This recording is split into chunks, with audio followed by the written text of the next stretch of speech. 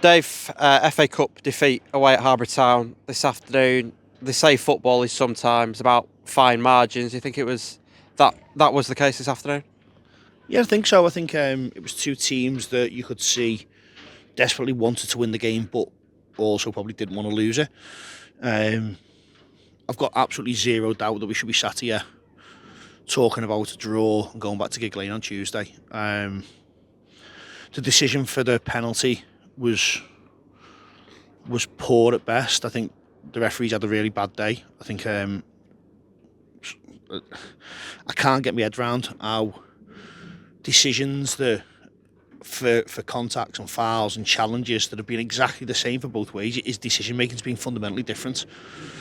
I think it's and I hate standing here and deflecting accountability when you've lost a game or you've not won a game. But I thought the decision, the official referee was disgusting. It was a disgraceful decision. It's never a penalty in a million years. Irish clearly got contact with the ball. The direction of the ball completely changed. And then we've had one up the other end.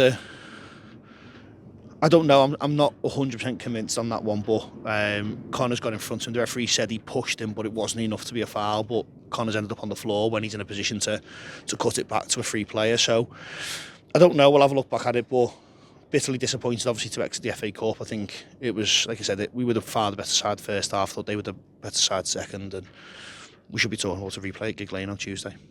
In terms of the starting 11 today, obviously you made a couple of changes, obviously around sort of eligibility and availability. We had to make a last minute change in the starting 11 in Bebeto Gomez. Obviously, we reflected on that on Thursday, that he was sort of still on his way back and hoping to be in contention. You made the decision to start him, and then obviously was withdrawn after the warm up. Just tell me a bit about that and what the issue was there. Yeah, so Beto just got a bit of a knock on his ankle, and he came through training Thursday. Okay, he's got the all clear in terms of the strength tests. He's felt no sort of pain or anything, and then he's sort of half gone over it again a little bit on the warm up. So we've got to make a decision on that. We've obviously had Ruben, who's had to come off as well, injured, and I don't know. It sometimes just feels like things just go against you, and it's always sort of. It's not just look, people get injured and people are unavailable for games. We know that, but it was the timing of things and the way that they've gone about. Obviously, we've got no time to prep Ira to play right back, a position he's not comfortable in and never played before.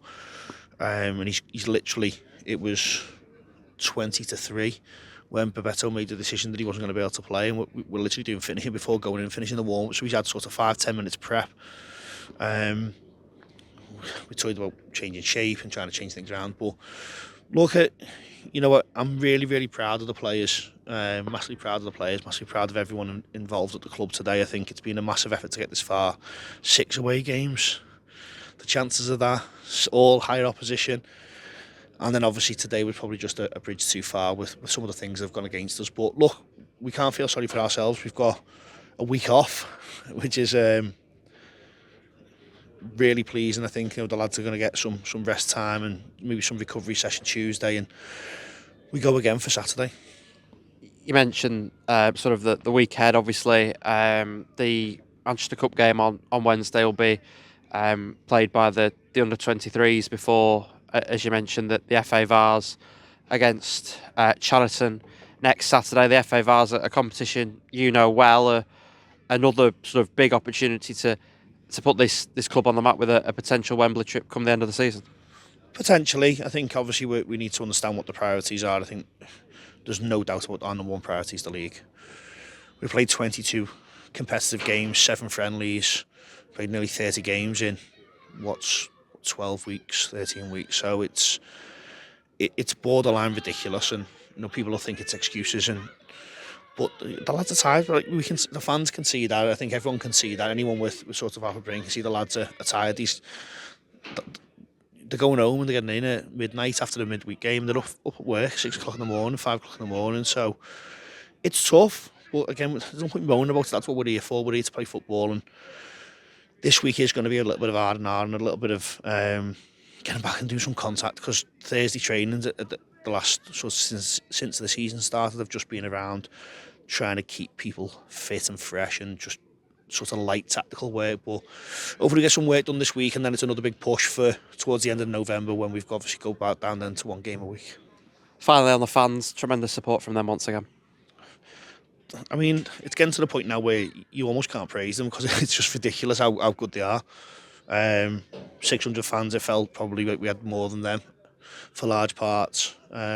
Look, their fans were really good today as well. Both sets of fans made a lot of noise. I think really got both fans got behind the teams, and look, I just think the Bury fans are special. They make the club what it is, and I'm just gutted that we couldn't get into the first round for them.